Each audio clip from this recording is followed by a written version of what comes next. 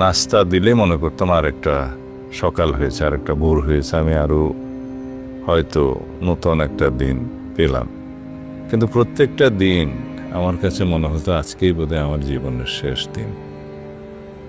আমি যখনই তাদেরকে বলতাম আমি অসুস্থ মানুষ, আমার হার্ট স্টেন্টিং আছে, অন্যান্য জটিলতা আছে, এই পরিবেশে কয়দিন টিকে থাকতে পারবো জানি না, যদি আমার মৃত্যু হয় তাহলে আমার লাশটা আমার পরিবারের কাছে দিও।